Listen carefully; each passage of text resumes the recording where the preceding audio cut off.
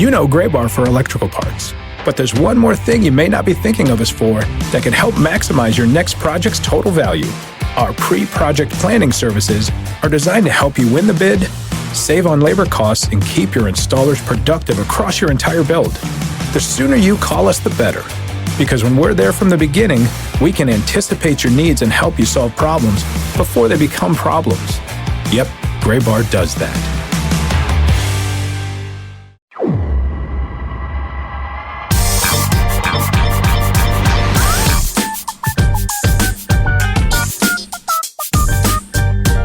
Welcome into this week's edition of the Show Before the Show podcast from MILB.com, the official podcast of minor league baseball. There are not one, not two, but three of us on with you to open the show this week. My name is Tyler Vaughn, Samuel Dykstra, and Benjamin Hill, both in New York City. Hello, gents. How are you? Pretty good. I noticed you were using all of our full names. I am. This is very professional this week. Yeah, you can't really join in on the fun unless your nickname was Ty or something. Right. Which it is, but not in like a professional. Like I would never write a story with a byline and say Ty Mon. Partially because my last name is one syllable, and I don't feel like I am cool enough to go with that nickname. Just Ty. I feel like it has to, I can't do it. But you guys, Sam and Ben, it works for both of you. So fine, Sam Dykstra, Ben Hill, Sam P. Dykstra. Benjamin Hill. Well, my way of bringing Ben into this discussion now is I feel like time on is some sort of pun that we could play with. Well, yeah. Go ahead. I was just thinking if Tyler has like a, big night out, imbibes a lot, then he was really time one mon.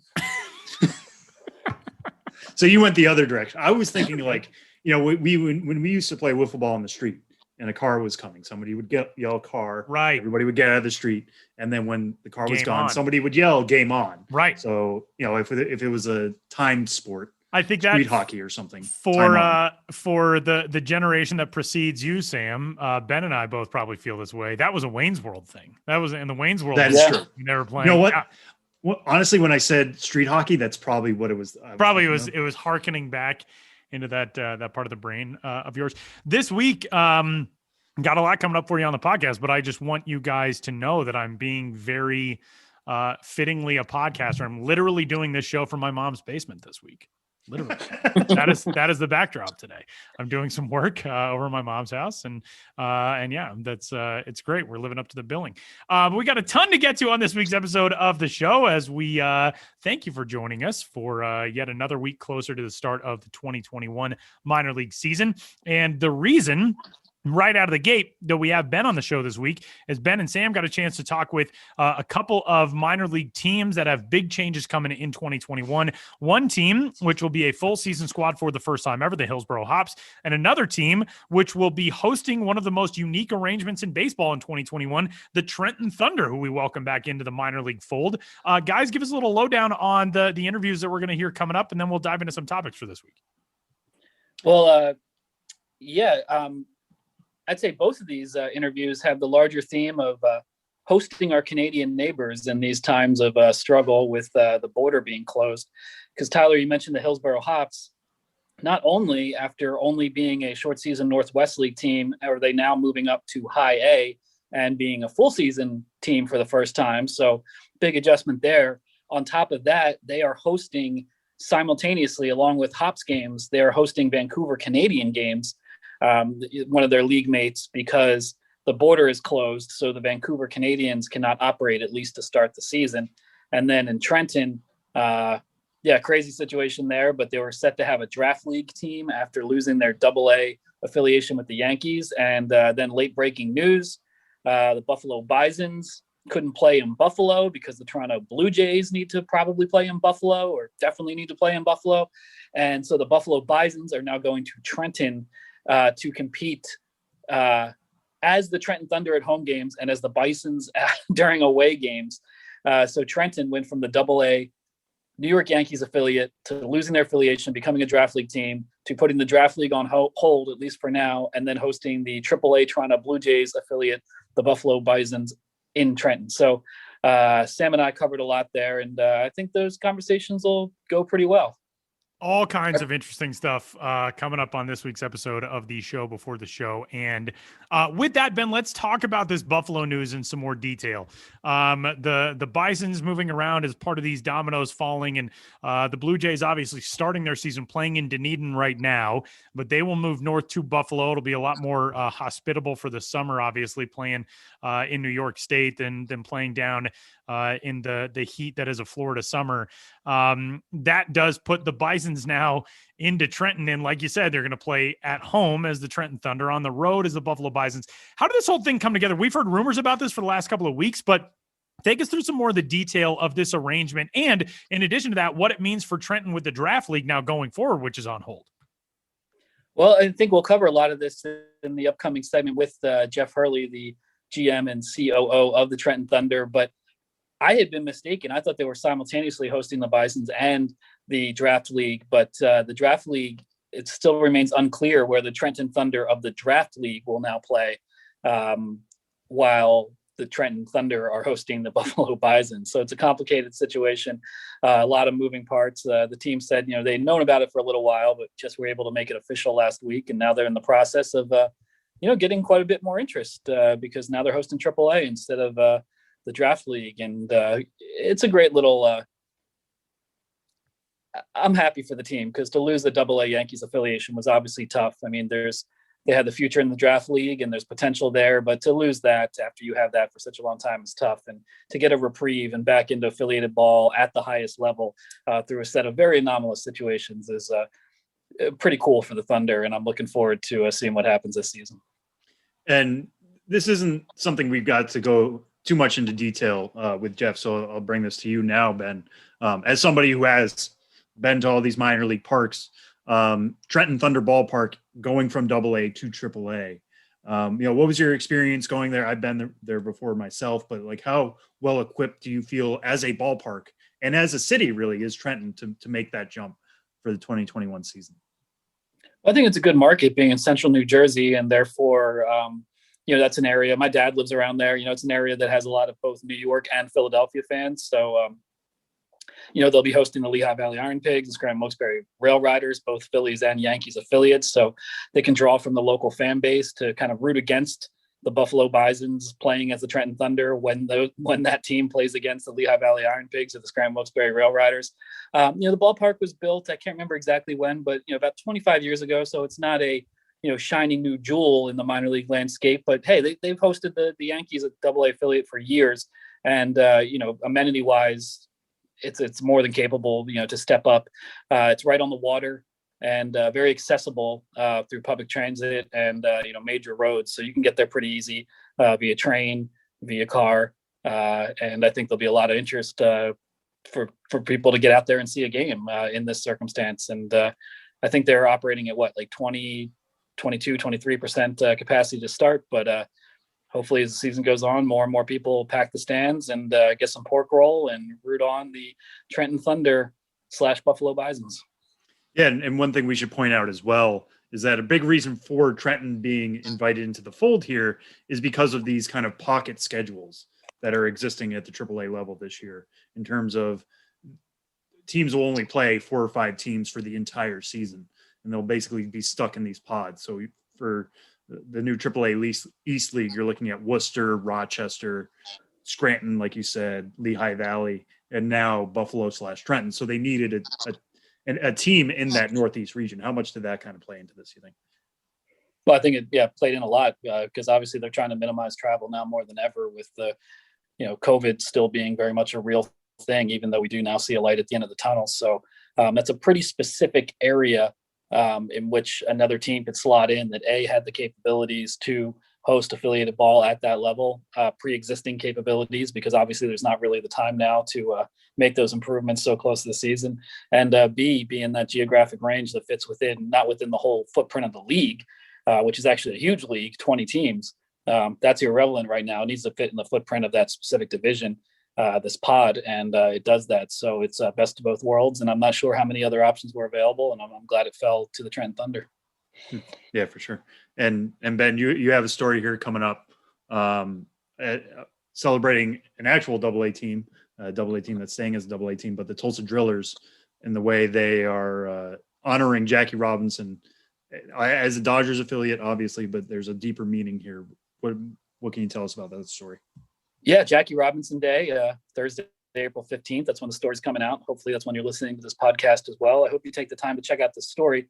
Yes, the Tulsa Drillers, AA Dodgers affiliate, unveiled the Jackie Robinson mural that's on a building that overlooks left field, and it's gorgeous. I feel like my powers of description, even though I'm a writer, do not do it justice. But it is a huge enhancement to the game day atmosphere to have this Jackie Robinson mural overlooking left field. But it's not just about that. The mural is located on a building owned by the Greenwood Chamber of Commerce. The Drillers play in the Greenwood District.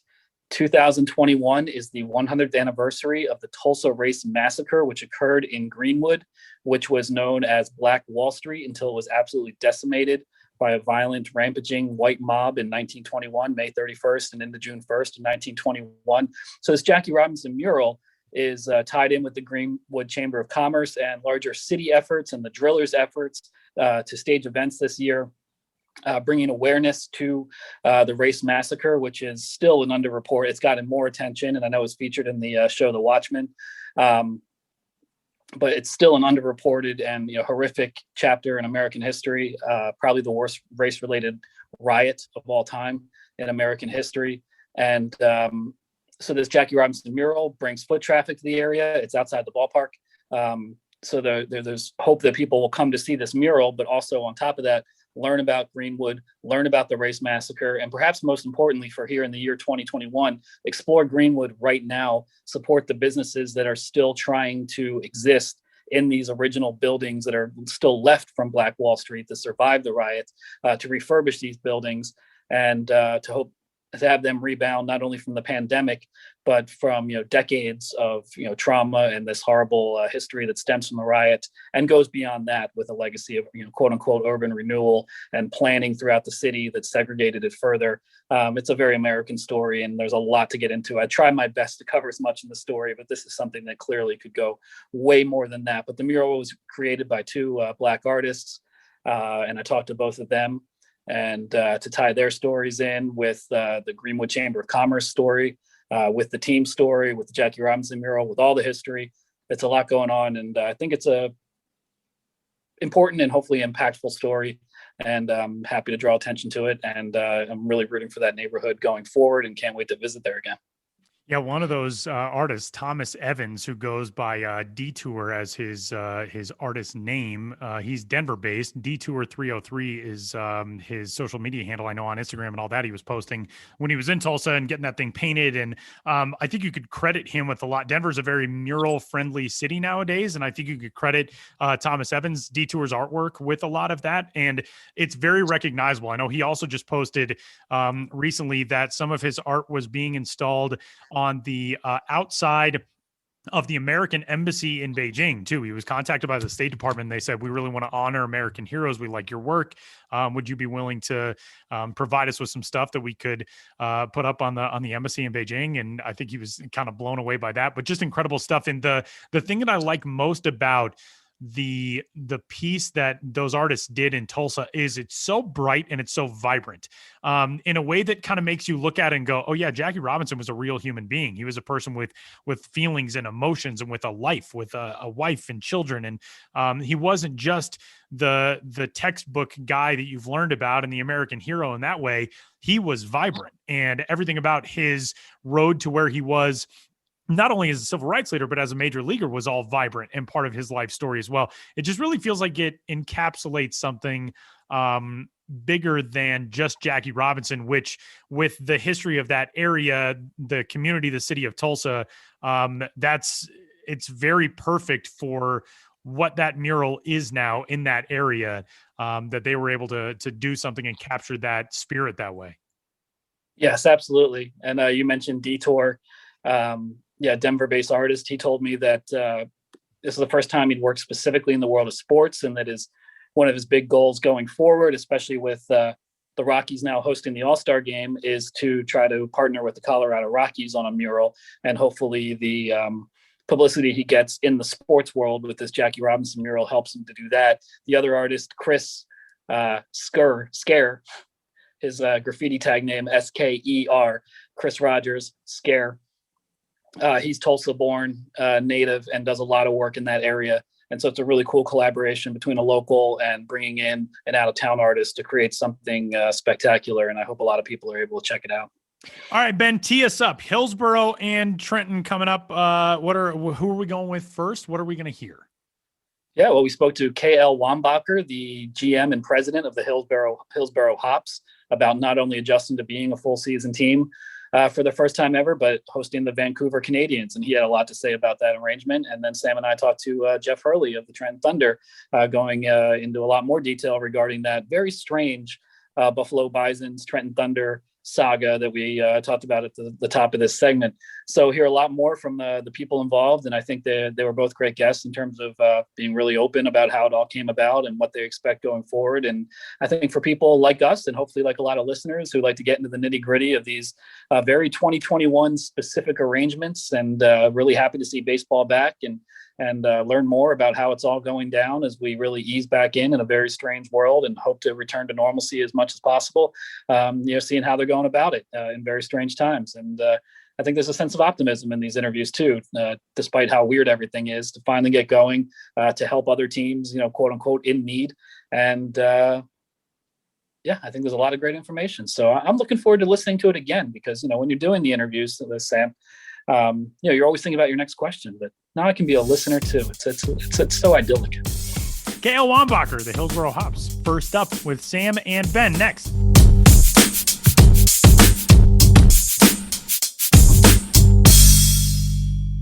This past year has shown us that without your health, you have nothing.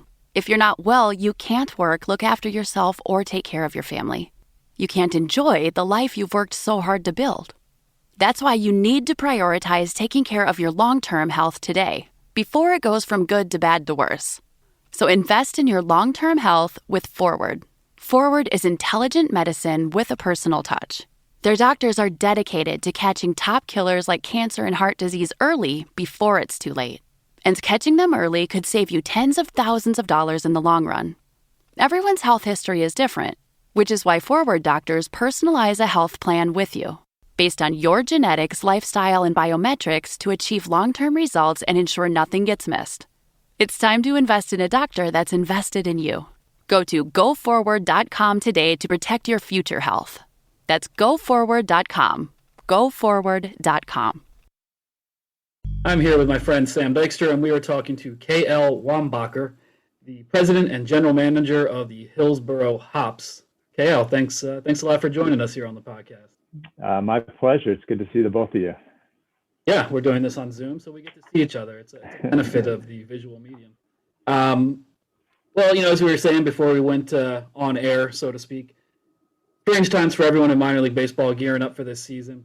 But definitely strange times, exciting times in Hillsboro. One, for the first time ever, you've been with the Hops since their inception in 2012, and with their predecessor, the Yakima Bears, before that. And in all that time, you were a short season team in the Northwest League. So first of all, you are entering a new full season reality I'm still getting all my leagues straight, in the High A West League, Diamondbacks affiliate. Then on top of that, your league mates, the Vancouver Canadians, due to border issues with COVID-19, cannot play in Vancouver this year, or more accurately, other teams can't really go play them. The border is closed. So the Hops, in addition to playing their first ever full season, will be hosting the Canadians as well. So a lot swirling around there. And I guess to start, KL, just in terms of just adjusting to being a full season club, what sort of preparations were involved with that, even before you heard you were hosting the Canadians as well to start the season? Well, I think the biggest thing is trying to, it's a great opportunity to go to High A and to go to full season. I got a lot of texts and emails from friends in the industry that joked with me that I have to work as hard as they do now, since I've made a living at short season A. So that was disappointing. But I think the biggest thing for us is, how do we balance our work-life balance with our staff? None of our staff signed up for 60 to 66 home games. They signed up for the 38. And so being somewhat sympathetic to making sure that we build a lifestyle around getting the work that needs to be done, but also giving people a life. I think the days of working every single game from 8 a.m. to 11 p.m. are really long gone, at least for our organization. And so, creating a good structure with our front office to make sure we get the coverage we need for games. People that want to work games can have families and kids and don't want to be at the ballpark the whole time. So that's, I think, the biggest immediate challenge for us. I think the increase to high A is really exciting from a prospect standpoint. We've been very fortunate with the talent that's come through Hillsboro since we moved to the team here, and seeing that talent now 2 years later, 2 years more of development. We're going to see every superstar prospect, guys at the short season level. So to me, that's super exciting, and it's a new level of baseball. I've never seen high A baseball before, and so that's going to be a lot of fun. And then from a community standpoint, 60 games this year, 66 in the future, versus 38 is a major economic impact. So it's a great thing for our community. It's a great thing for our baseball community. Having games when school's going on, I think, is a great opportunity. We haven't been able to really get our players involved with school-aged children, like going into the schools, doing assemblies, and providing a source of inspiration for some of these kids. Operating while youth baseball season is going on. Normally it's wrapping up when we're starting our season. So there could be some fun connections there that are important to us from a community development standpoint. So lots of opportunities, and mitigate any downside that comes with it. But for the most part, it's a lot of upside. Yeah, so huge transitions just in that realm, and then hosting the Vancouver Canadians as well, with them playing their home games at least to start the season in Hillsboro. If you could just give us a little background on how that came about, how you were first approached, and how, on top of all these adjustments you just mentioned, how you're planning to do that as well. Yeah, another exciting part of this summer, Andy Dunn, the team president, Andy, we've been good friends for many years now. He actually was on the relocation committee for the Northwest League and was part of the negotiation when we moved the team here. So he had a huge hand in us moving from Yakima to Hillsboro. So when he reached out and kind of explained the situation, at first he was just looking for a backup plan in case the borders shut down. And then obviously as things progressed, that became more and more likely. But we said yes from the moment I picked up the phone with Andy. We've always had the attitude in our league, if a team needs something, we try to do what we can to help them out and be a good teammate. And so this was really an opportunity for us to just be a great teammate to Andy and to the Canadians. And also, I look at this as almost trying to somewhat repay him for all the work and time and effort he put in to help us get to Hillsboro. He's a big reason. I give him a ton of credit for how we got here to Hillsboro. So in a way, it's kind of serendipitous that, he helped us get the team here to Hillsboro, and now he's playing in Hillsboro a season. It's pretty cool. And, from a community standpoint, we've got a great baseball community in the Portland Metro and Hillsboro in particular, and to have 120 games in this market is going to be fantastic. It comes at a perfect time. Our hotels need it. Our hospitality industry needs it. Our restaurants need it. We need this influx of economic development. So the timing is great. And, it was going to be a crazy season anyway. This transition to long A, dealing with the COVID protocols, why not bring Vancouver here? And Tom Backmeyer moved up here from Lancaster. Andy is here, and they're bringing one or two members down from Vancouver. So we're going to have some fun together.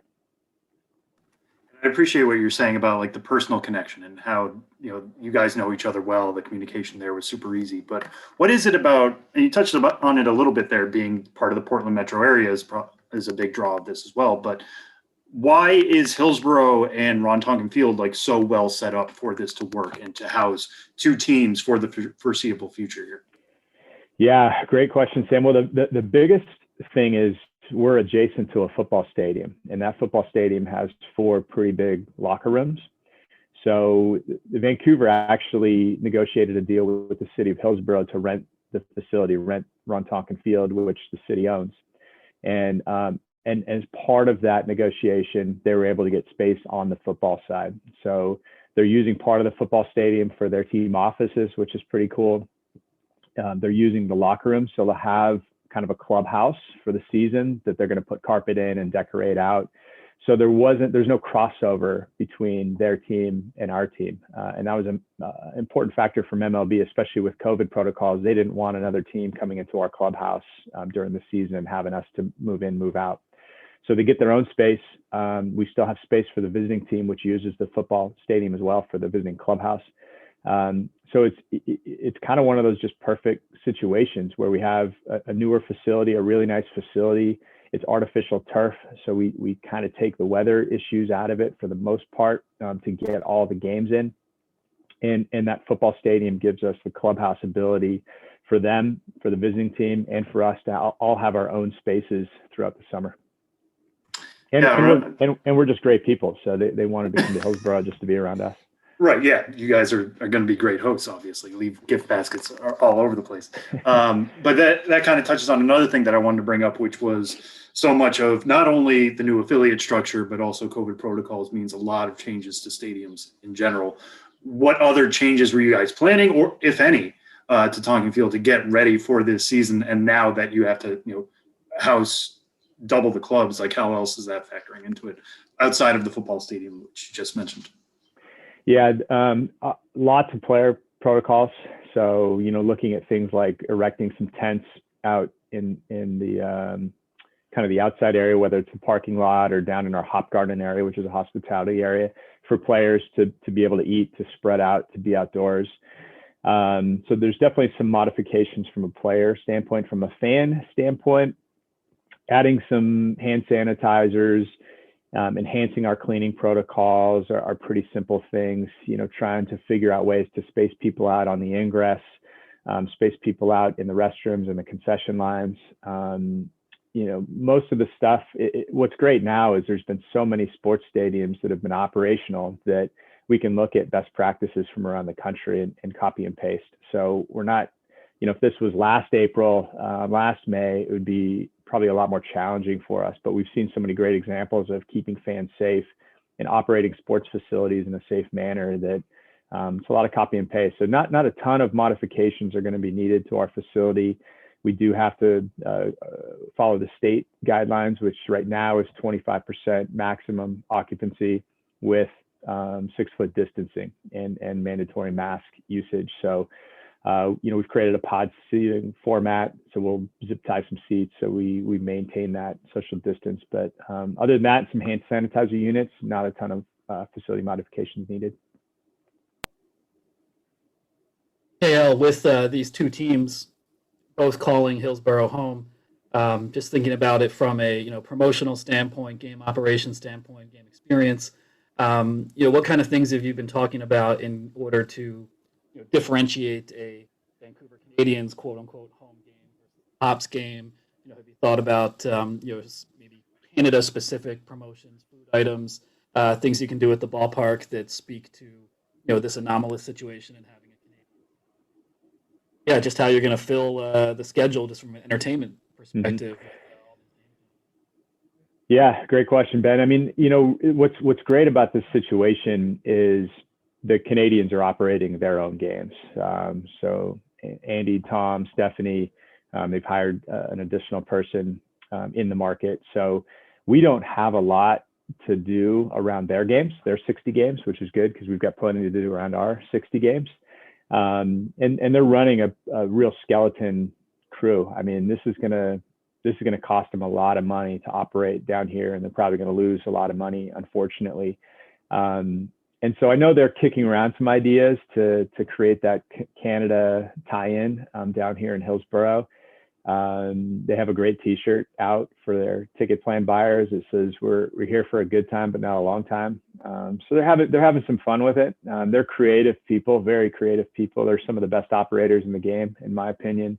So I think that's what will be a lot of fun for us is to be 24/7 around really good operators. They're going to make us better. And I think seeing some of the things that they do for their games might inspire us to do something for our games, and vice versa. Our food and beverage team is working with them on what that operation is going to look like. And part of the challenge really, I think, for the Canadians is they don't have any idea how many people are going to come to their games. They don't have a built-in season ticket base, mini plan base, group clients. So, maybe they're hoping for about 500 a game. It could be 2,000 a game. It could be 100 a game. Like it is such an unknown that it's really hard, I think, to put in a lot of resources and planning from a promotional standpoint if you don't even know if people are gonna show up. They're sinking so much money into just playing the games, getting the baseball in, that it's really hard to justify going above and beyond that with additional promotions and fan amenities and stuff like that. So I think short answer or long answer short, I think, is just kind of a wait and see approach. Get to opening day. Let's get the baseball in the month of May. We've got decreased capacities, and then let's see how we can kind of ramp things up in June, July, August, and September. Yeah, and that kind of pivots to the question I was going to end on, which you say, so much is just a wait and see approach. We don't know what things are going to be like. And this is going to be a question about August. So we really don't know what things are going to look like. Knock on wood, maybe the Canadian border will be open by then. But as of right now, you guys are first scheduled to quote unquote visit Vancouver on August 3rd. If things are still in place, the border is still closed. Vancouver is hosting the Hops at Ron Tonkin Field. One, how awkward is that going to be? And two, how are you guys going to treat that? Like, are you going to just remind them, hey, this is our house? What is that going to be like? Can you envision that far in the future? Yeah, it's going to be great. We're going to be sitting in the stands, drinking beer and eating hot dogs, our staff, because we don't have to run the games. So, it'd be like watching your team on the road, except we don't have to travel. It's good. It's going to be fun. I mean, I'm sure by that time, we'll all have our feet under us. Hopefully we'll be at full capacity. And it would be great to see a full capacity crowd of Hops fans for a road game, for a Vancouver home game. So by that time, we'll definitely have a lot of chance to plan and think about, how much fun we could have with that series. Cause I don't know that that's ever happened in baseball before. So could be a real historic moment. Okay, you and the Hops and the Canadians got your work cut out for you, but looks like you're pretty optimistic, all things considered, and there's a lot to look forward to. And I know at the very least, you and everyone is excited just to actually have some games, and in your case, double the games. So appreciate you giving your perspective on everything that's going on, and best of luck with what's sure to be a weird and wild 2021. Yeah. No, my pleasure. Thanks for making time. You guys are the best in the business when it comes to shining a spotlight on minor league baseball. So we appreciate all you do for our game and for our industry, and best of luck to the two of you as well.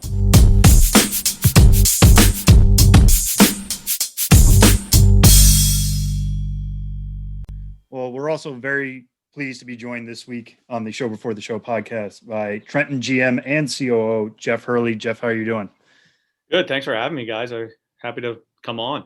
Yeah, no, this is great because there is so much happening in Trenton, which we were just talking about off mic, but big news coming across the board last week that you guys are joining forces with the Buffalo Bisons. The Buffalo Bisons kind of having to play a little bit of musical chairs, given what's happening with the Toronto Blue Jays and not being able to go north of the border. They might have to play in Buffalo. And because of that, the Buffalo Bisons will be playing in Trenton to start the 2021 season. Just take us through the background of that and how that kind of came together, because Trenton, you guys were starting out the draft league this year. You're going to be inaugural members of that. Now, all of a sudden, you're housing not only that team, but a AAA team. So take us through the background of how we arrived here. Yeah, it was a little bit of a longer process, but when we had gotten word that some things were going on, within Toronto and Buffalo's construction, we had reached out to Buffalo and just said, hey, if you need any help, we'd be happy if it works out to make sure the MLB Draft League team was taken care of, and we could work that out with MLB.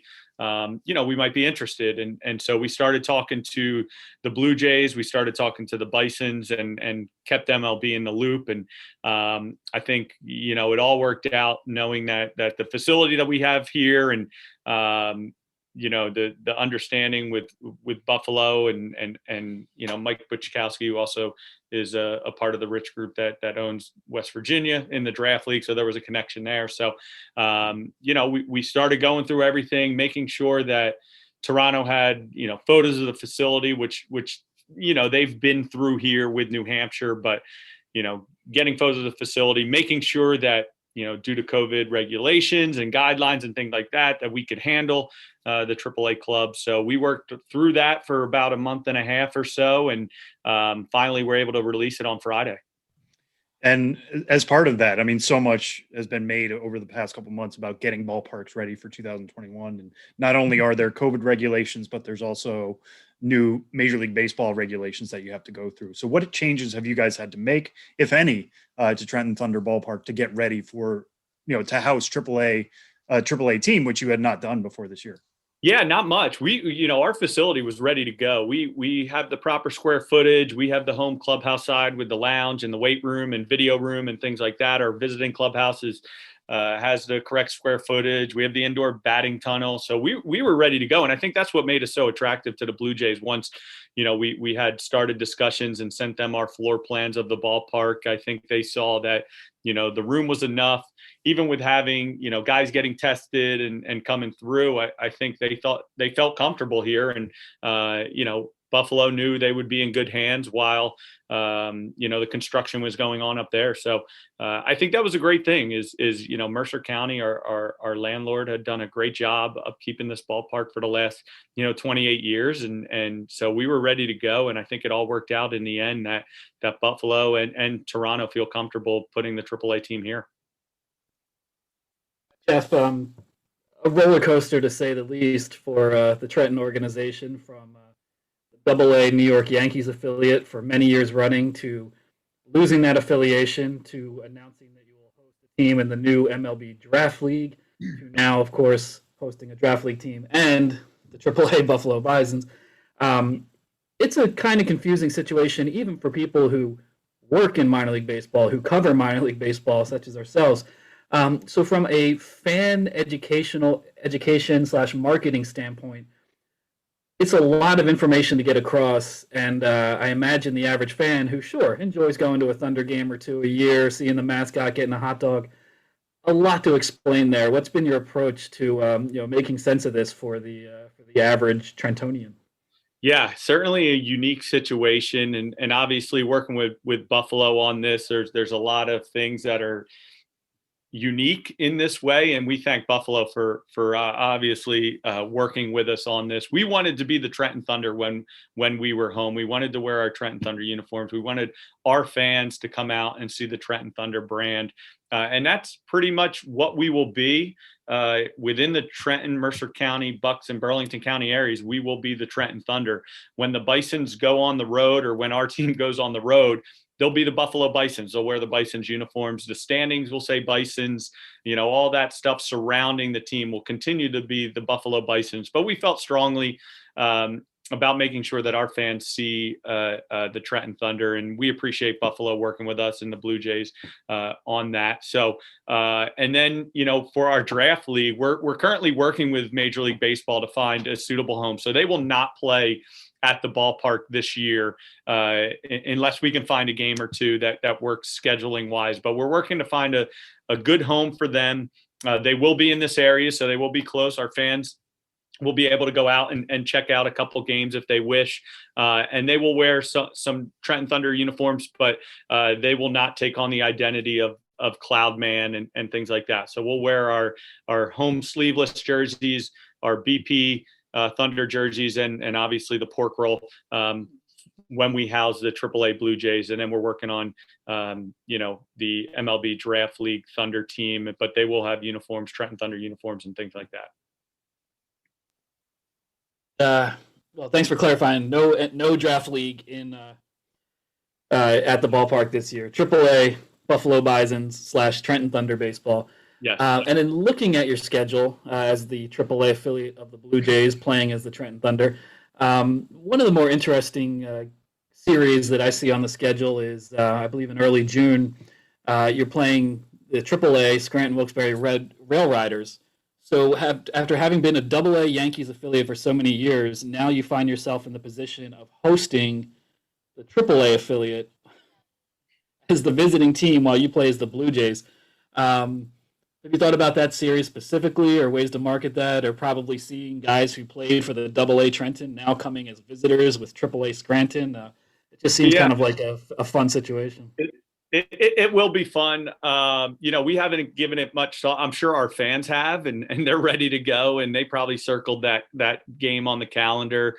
We're going to treat every game as it's the same. I think just being at the AAA level and having teams like the Yankees and the Mets, Red Sox, Phillies, Nationals come through one step away from Major League Baseball is going to be huge for us. And we're also excited to see the Blue Jays for all these games. They have a great organization.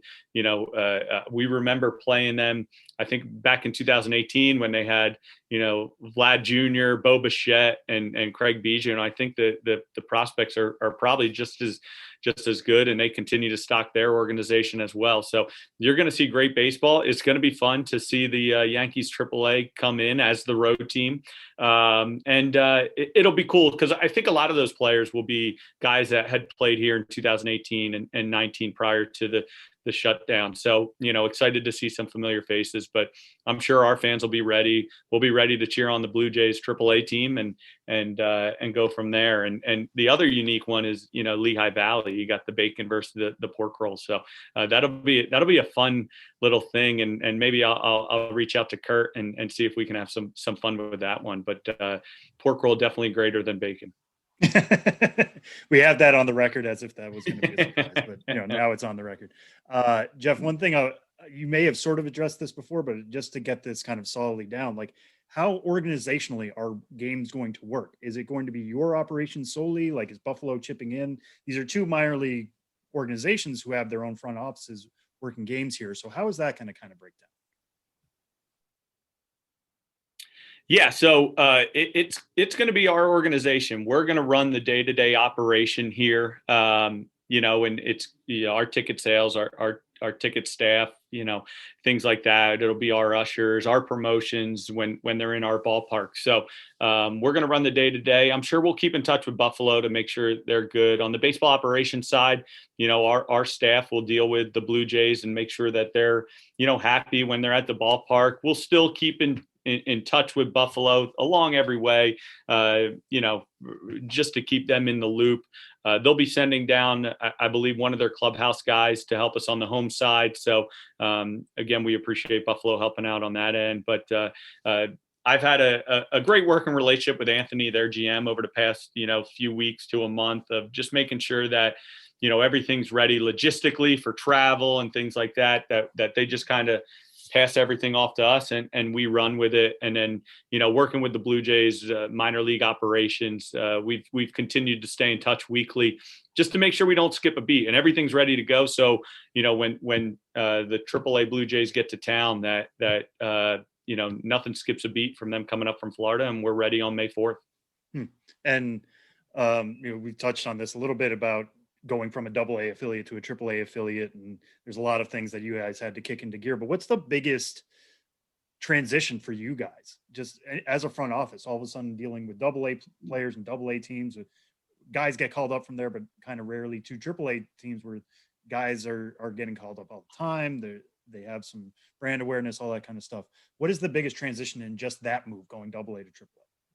Yeah, I think just the biggest thing, because we're used to the player moves and having someone in April and 2 weeks later he could be in AAA or single A. I think the cool thing this year will be if they're getting called up, they're going straight to the bigs, and so that'll be really cool to see. A challenge for us is we were preparing for May 24th opening day.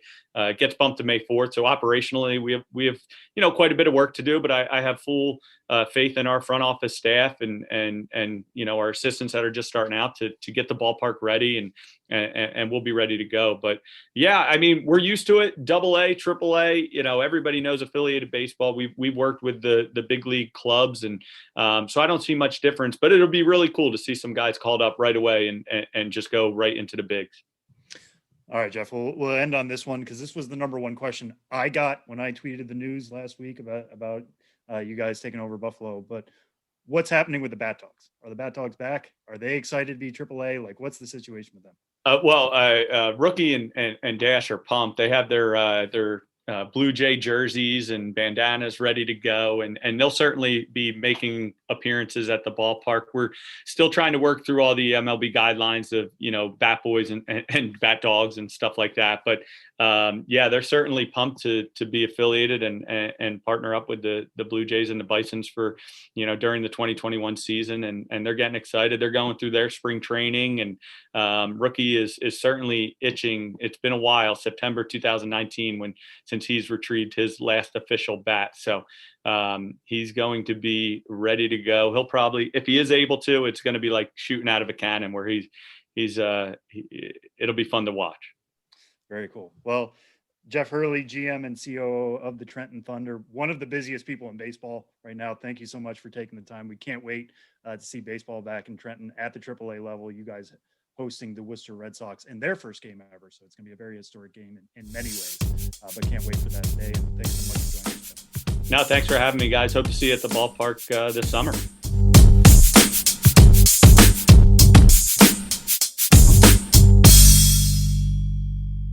Our thanks again to Hillsboro President and GM K.L. Wambacher and Trenton GM and COO Jeff Hurley for joining us in those last two interviews.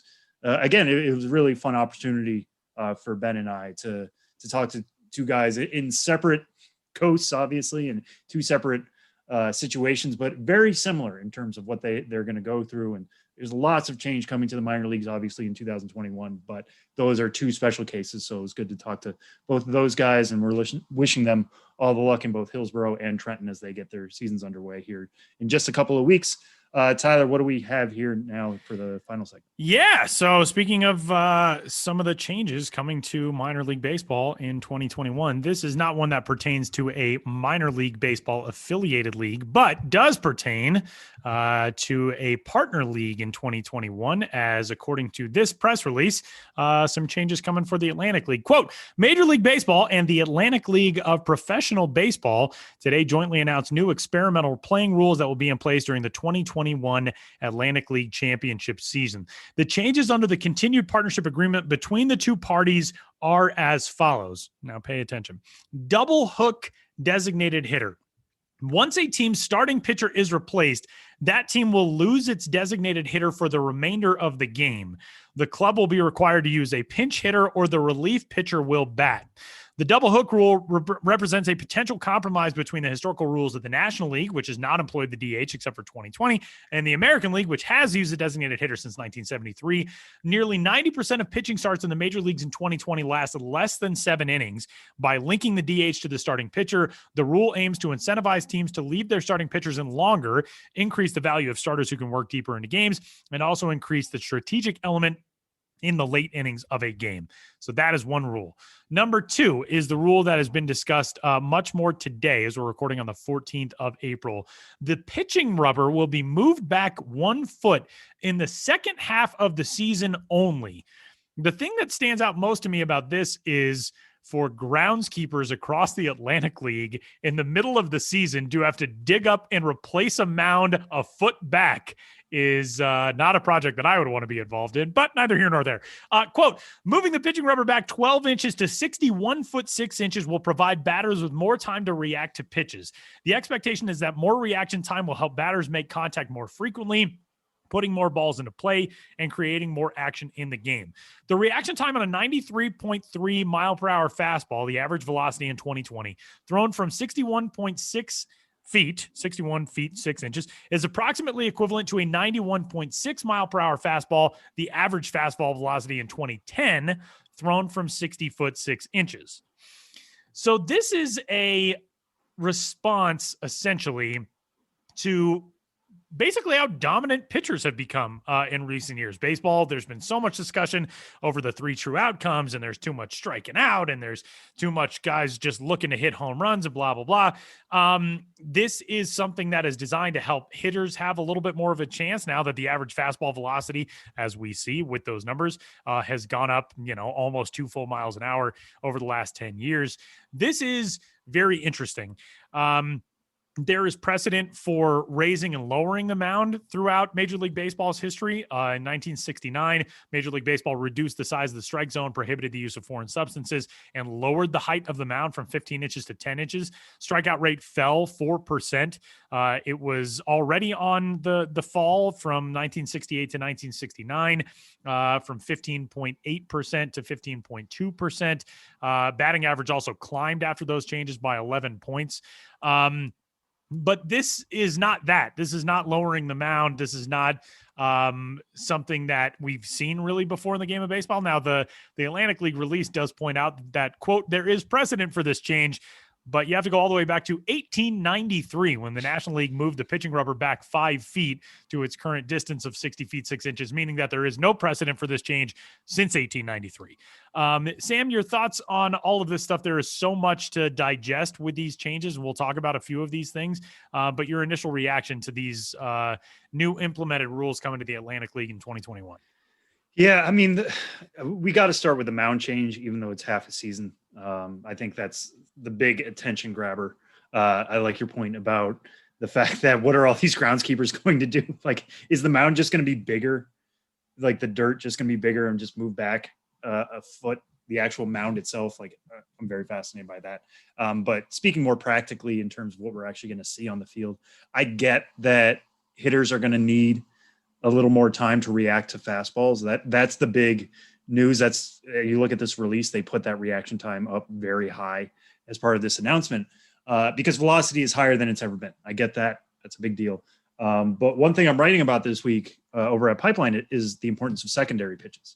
And those are really what make pitching an art.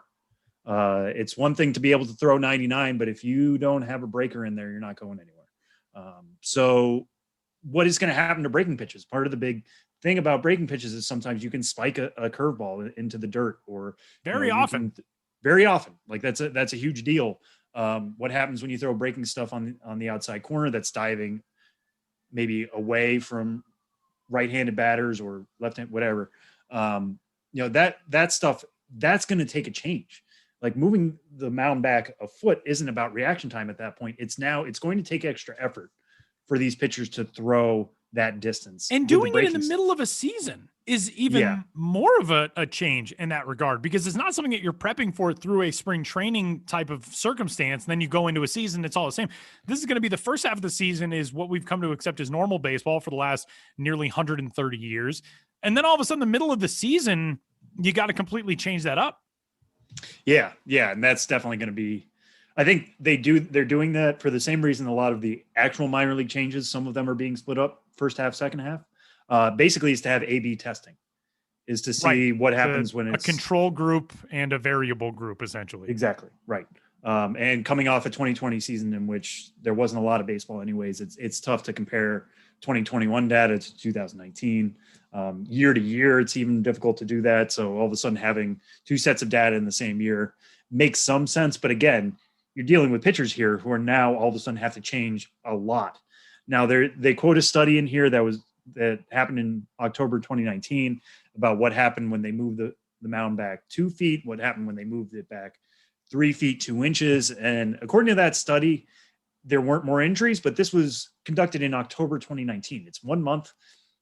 They don't say like, what is the sample size here? Right. I don't know what the data is and what it's showing. And has there, like it says, no evidence of increased injury risk, but what happened long-term and what happens with guys pitching 2-3 months under these circumstances. What happens to them 2-3 years down the line? I'm not sure.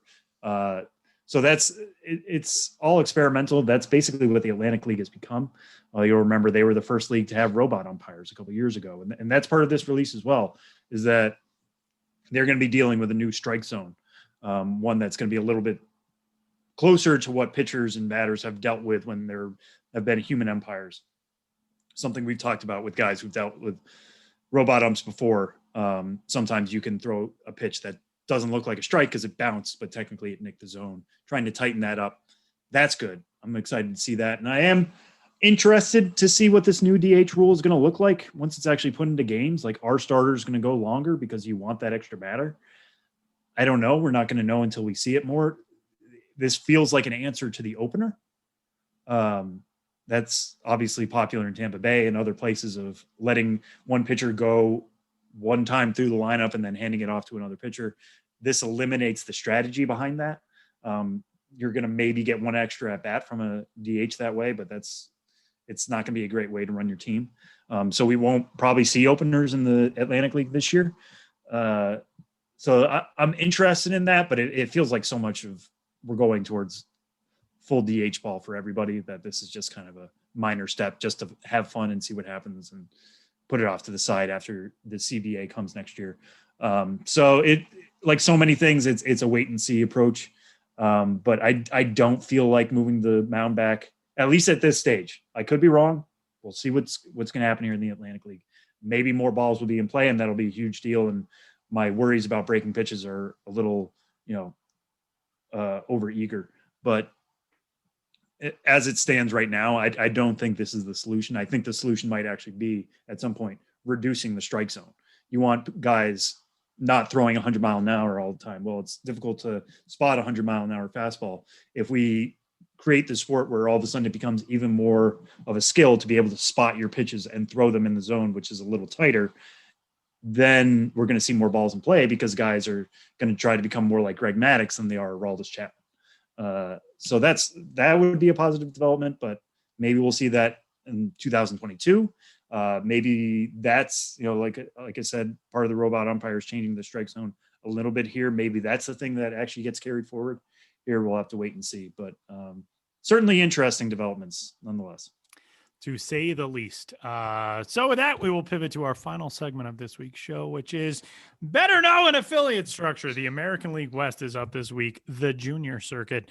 We have moved into the West division of the junior circuit. If you have not been with us for the last, couple months with the restructuring of Major League Baseball and Minor League Baseball and the partnerships between teams, we've been going through each division in the big leagues and the minor league affiliates contained therein for each team. So we start in the American League West with the Houston Astros, who welcome in two new affiliates in 2021, including the formerly independent league, Sugarland Skeeters, who are in Sugarland, Texas, now at the AAA level, 22 miles away from Minute Maid Park. One of the teams that I think over the last, decade or however long Sugarland has existed, I think most people would have thought they're ever going to bring in an affiliated team or an unaffiliated team into affiliated ball, Sugarland would probably be at the top of that list. They are the new AAA affiliate of the Astros. Corpus Christi will remain the AA affiliate, 209 miles away from Houston. The Asheville Tourists, who were one of the longest tenured partnerships with an organization in baseball, former low A affiliate of the Colorado Rockies, they are now the high A affiliate of the Houston Astros. They had been with the Rockies since that franchise's inception in 1993. And the Fayetteville Woodpeckers, formerly the high A affiliate of the Astros, is now the low A squad in the Houston organization's ladder. Yeah, kind of funny how that's now all of a sudden a Texas and North Carolina system exclusively there for the Houston Texans. What sport are we talking about again? The Houston Astros. Anyways, moving right along to the Los Angeles Angels. They are at AAA. They are with the Salt Lake Bees, as they have been for quite a while now. AA, the Rocket City Trash Pandas, a team that was supposed to be coming into affiliated ball last year, moving them from Mobile. Now they are the Rocket City Trash Pandas. The Rocket City Trash Pandas kind of feel like their performance comedic art. You know what I mean? The Trash Pandas pretty much existed now for like 4 years. They have yet to actually get to play a game. Like, it's kind of just like one of those things where, like in that old TV show Home Improvement, you never saw the bottom of Wilson's face. That's like Right. the trash pan. It's like, are they actually going to play a game? Because they had their name picked so early. They were selling merchandise so early. I Like believe they in had all 2018 they started selling merchandise 2 years before they were scheduled to debut as a squad. Yeah, they had all their ducks in a row. And then 2020 happened and all the ducks were all over the place. Yeah. But anyways, we will finally see them, the Rocket City Trash Pandas, in 2021. I promise. Knock on wood. I should knock on wood. I don't know what I'm promising anymore. We will hopefully see them in 2021 at High A former Northwest League team joining the fold of the Los Angeles Angels is the Tri-City Dust Devils in Pasco, Washington.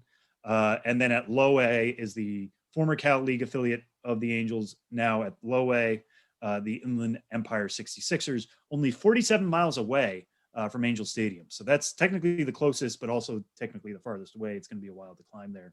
But there is an obvious connection there between the 66ers and the Halos.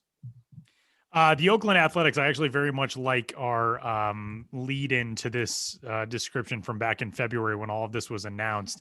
It says, quote, before the Raiders moved in, Oakland found a AAA home in Las Vegas in 2019 with the newly named Aviators. That squad will remain as the A's AAA affiliate, the Las Vegas Aviators.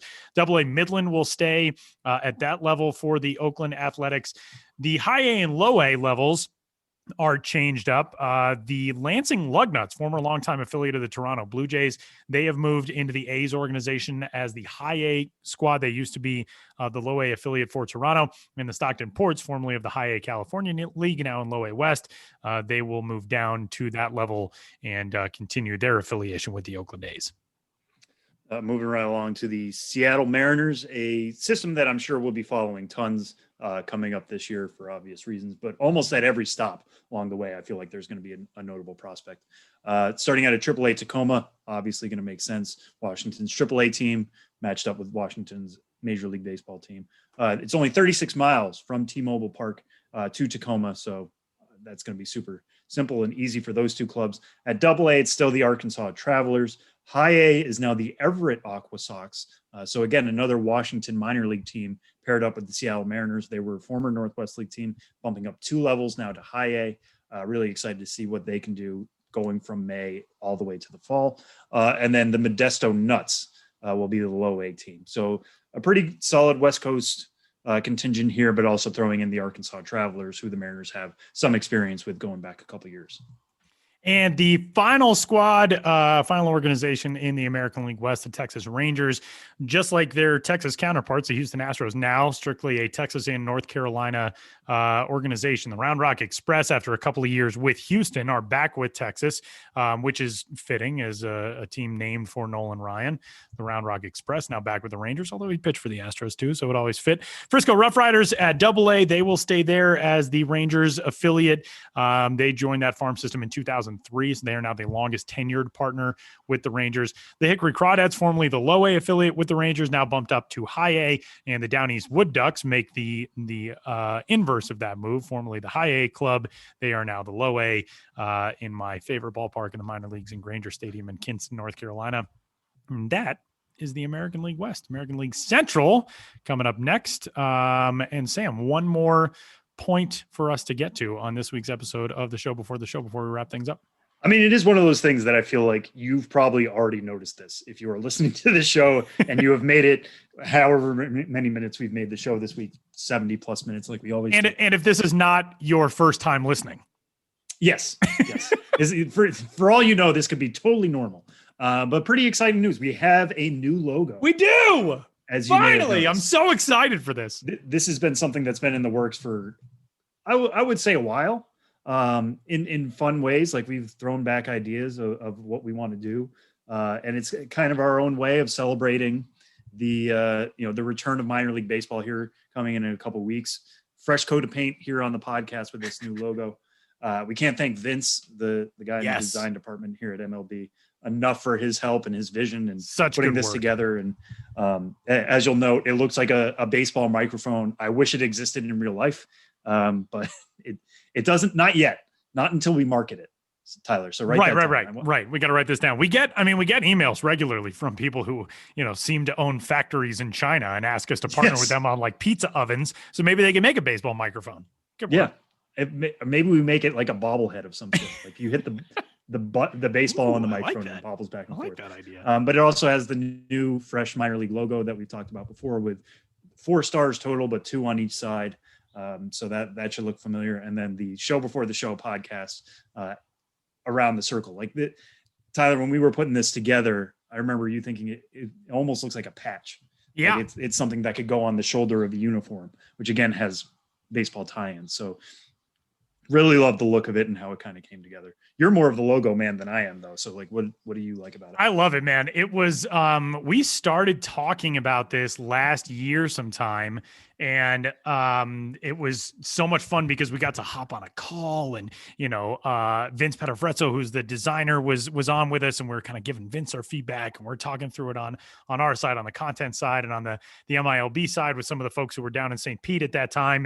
And this is like everything that I've ever dreamed of, to be able to be in on a conference call about what you like about a logo and what you want to tweak about a logo and all that stuff. And it was so much fun. But I feel like it came out great. It's the thing that's so difficult about podcast logos is this is such an evolving landscape, and where podcasts are now compared to when we started this in 2015, it's entirely different. And podcast design, logo design, has been a constant evolution over the last several years. And ours, I think, looked a little dated. I think we kind of had it put together when we launched the show, and then realized, a couple of years ago that it was probably due for a refresh, and it looks great. I love it. Vince did a fantastic job, and all the credit in the world to him. And I think it's a very fitting redesign for a new era of the Show Before the Show podcast. How about that?